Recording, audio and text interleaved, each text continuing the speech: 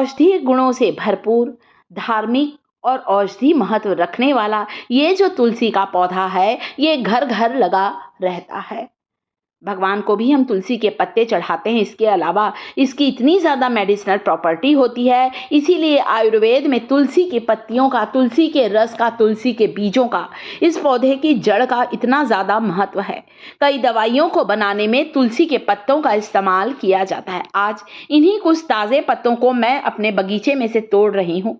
बहुत सारे medicinal plant लगाए हैं, उन्हीं में से एक मेरा मेडिसिनल प्लांट है तुलसी का पौधा, जो कि बहुत शुभ होता है लगाना, और साथ ही साथ कई बीमारियों से हमें बचाता है। तुलसी का एप्लीकेशन, तुलसी का सेवन आज इस वीडियो में बताऊंगी। यदि किसी तरह का चर्म रोग है, किसी तरह का फंगल इन्फेक्शन है, दांत खाज खुजली की समस्या है, आप कोई सी भी तुलसी लगाइए। राम तुलसी दिखाई है, ये है श्याम तुलसी। आप ध्यान से देखिएगा, इस तुलसी का रंग आपको गहरा दिख रहा होगा। एक तुलसी मैंने एकदम हरे रंग की रखी है, देखिए हाथ में, और कुछ बड़े पत्ते वाली तुलसी जो कि थोड़ी सांवली सी है, इसलिए से श्यामा तुलसी भी कहा जाता है। तो राम तुलसी और श्याम तुलसी दो तरह की होती हैं, दोनों की मेडिसिनल प्रॉपर्टी बहुत होती है। एक पत्ती को ना निगल लीजिए, चबाने की ज़रूरत नहीं है, मरकरी होता है, निगल लीजिए, कई बीमारियां दूर होती हैं। सर्दी, खांसी, कफ, बदन दर्द पता ही नहीं चलता है अगर हम एक पत्ती तुलसी की लेते हैं। अच्छी तरह से धो लीजिए। उसी तरह से यदि हम तुलसी के रस का एप्लीकेशन करते हैं किसी तरह के स्किन डिसीज में, हमारा चर्म रोग बिल्कुल ही ठीक हो जाता है।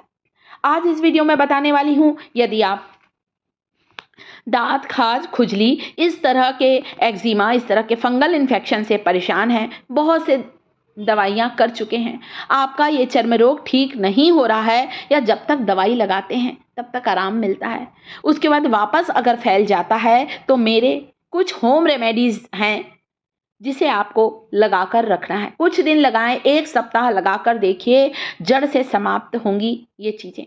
तुलसी की पत्तियों को अच्छी तरह से धो लेना है, पीस लेना है और इसका पेस्ट बना लेना है। आप चाहें तो छानकर तुलसी का रस किसी बॉटल में भरकर रखें। इस तुलसी में डालिएगा एक टिकिया कपूर की, ये वही कपूर है, इसे हम कैम्फर कहते हैं। भगवान के सामने भी हम इस कपूर को लगाते हैं। एंटीसेप्टिक, एंटीबैक्टीरियल प्रॉपर्टी होती है कपूर में। तो आज मैं यहाँ पर कपूर, तुलसी की पत्तियाँ, साथ ही साथ कुछ कड़वे नीम की ताज़ी पत्तियों का भी इस्तेमाल कर रही हूँ। ये नीम का पेड़ इतना महत्व रखता है, इतना गुणकारी होता है। नीम की पत्तियाँ, नीम की निम्बोली, नीम के पेड़ की छाल, या कह सकते हैं नीम के पेड़ के फूल, सारी चीज़ें गुणों से भरपूर है। एक ऐसा औषधीय पौधा है, इसकी पत्तियों को भी यदि आप लगाएंगे ना, आपका चर्म रोग बिल्कुल गायब होगा। आप सोच सकते हैं, तुलसी की पत्तियां ले रही हूँ, नीम की पत्तियां, और साथ ही साथ मैंने यहाँ पर लिया है एक कपूर की टिकिया, बस इतना ही काफ़ी है। इस मलहम को ज़्यादा बनाकर भी रख सकते हैं। इसे इसका पेस्ट बना लीजिए, रस बना लीजिए। दिन में 2 बार आपको लगाकर रखना है। इसे मिटाने की ज़रूरत नहीं, लगा रहने दीजिए उस जगह पर। कोई भी चीज़ हम लगाते हैं, हो सकता है हल्की सी चुभन हो, जलन हो, क्योंकि दांत खाज खुजली में हमें बहुत ज़्यादा उस जगह पर पसीना आता है, खुजली करने का मन होता है, जलन भी होती है, कई बार लाल होकर दाने दाने से पड़ जाते हैं। आप इसे बनाइए। दोनों पत्तियों को बराबर मात्रा में लेकर पीस लिया है, आप चाहें तो छान कर भी रख सकते हैं। 1 चम्मच मैं यहाँ पर डालूंगी नारियल का तेल। क्यों डाला है पता है? ताकि आपकी दांत खाज खुजली या चर्म रोग वाली जो जगह है वो सूखने ना पाए, क्योंकि वो स्किन यदि बहुत ज़्यादा ड्राई हो जाती है तो भी हमें खुजली करने का मन करता है, और जैसे ही हम खुजली करते हैं हमारा नाखून लगता है, कई बार उसमें से पपड़ी आ जाती है, खून निकलने लगता है। इसलिए ना दोस्तों, मैंने यहाँ पर नारियल तेल डाल दिया है ताकि खुजली बिल्कुल ही शांत हो जाए। एक कॉटन ले लीजिए, उसकी मदद से आपको फंगल इन्फेक्शन पर लगाना है। दिन में 2 बार लगाइए, बाकी का एक बॉटल में भरकर एक डिब्बी में स्टोर करके रख लीजिए। रोज रोज बनाने की ज़रूरत नहीं। इस रुई को फेंक दीजिए। आपने एक बार इस कॉटन को इस्तेमाल किया है, दांत खाज खुजली पर लगाया है, उस कॉटन के पैड को हटा दीजिए। फिर से जब आप 4-5 घंटे बाद दूसरी बार लगाना चाहें तो दूसरा रुई का टुकड़ा लें, ताकि हमारा इन्फेक्शन फैलने ना पाए। साफ सफाई का बहुत ध्यान रखें। किसी का भी तौलिया इस्तेमाल बिल्कुल ना करें। फंगल इन्फेक्शन उस जगह ज़्यादा होता है जहाँ पर पसीना आता है, जहाँ पर धूप नहीं लगती या फिर आप कह सकते हैं हवा नहीं लगती, जो जगह चिपचिपी होती है। कई बार थाइस के आसपास भी हो जाता है, तो इसे ज़्यादा बना कर रखें। आप डॉक्टर की दवाई लेते हैं, पैसा खर्च करते हैं, समय बर्बाद करते हैं, आप इस रेमेडी को ज़रूर ट्राई करें। कोई साइड इफ़ेक्ट नहीं है। आप चाहें तो डॉक्टरी परामर्श भी ले सकते हैं। अगली रेमेडी जो लेकर आई हूँ उसके लिए मैंने यहाँ लिया है नवरत्न तेल। आप नीम का तेल ले सकते हैं। देखिए, यह है कड़वा नीम का तेल, घर पर भी बना सकते हैं। वैसे मैंने इस नीम के तेल को मेडिकल स्टोर से ही लिया है, तो आप नीम का तेल भी लगा सकते हैं, जो कि पता है एंटीसेप्टिक एंटीबैक्टीरियल गुणों से भरपूर होता है, इन्फेक्शन को संक्रमण को तेजी से खत्म करता है। नीम के तेल की जगह आज मैं यहाँ ले रही हूँ नवरत्न तेल, या फिर आप कह सकते हैं लाल तेल। कोई सा भी लाल तेल लीजिए जो आपको, लाल तेल में ढेर सारी जड़ी बूटियाँ होती हैं। आप लाल तेल की जगह कैस्टर ऑयल का भी इस्तेमाल कर सकते हैं।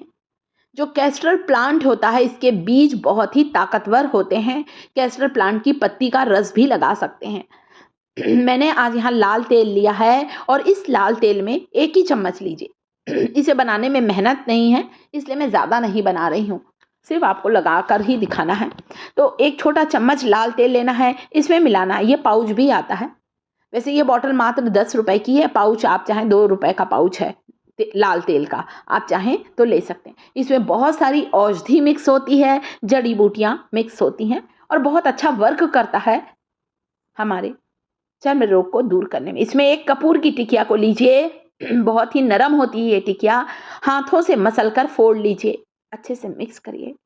दिन में 1 बार, दिन में 2 बार लगाएं। आप चाहें तो इस तेल को रात भर लगाकर छोड़ सकते हैं, ताकि वो स्किन सूखने ना पाए, ड्राई होने ना पाए, आपको खुजली ना हो, जलन ना हो। कपूर औषधि गुणों से भरपूर होने के कारण हमारी खाज, खुजली की समस्या को बिल्कुल दूर करेगा, इतना फायदेमंद है। कॉटन से लगा लें, जिसमें आपको अच्छा लगे आप उस तरीके से इस तेल को लगाइए, बहुत आराम मिलेगा। और जब भी दोबारा इस रुई का इस्तेमाल करें, इस रुई को ना लें, दूसरा कॉटन का टुकड़ा लीजिए। साथ ही साथ दोस्तों, आप चाहें तो कभी कभी कड़वे नीम की पत्तियों को पानी में उबालकर उस पानी से नहाना भी स्टार्ट करिए। देखिए, मैंने भी नीम का पौधा ही घर पर लगा लिया है, एक गमले में लगाया है, वीडियो शेयर किया है कई बार मैंने। नीम की पत्तों का रस लगाएं या फिर करेले का। करेले का तो इतना इफेक्टिव लगा मुझे। करेले की ताज़ी पत्तियां मिले, बहुत अच्छा है, आपको नहीं मिलेंगी। मेरे यहाँ तो करेले की बेल लगी है, वहाँ से तोड़कर लाई हूँ। सब्जी बनाने के लिए जो करेला आता है उसका इस्तेमाल करें, उसे पीस कर उसका रस भी लगाएं। वीडियो को लाइक करें, शिखास किचन चैनल को सब्सक्राइब करें।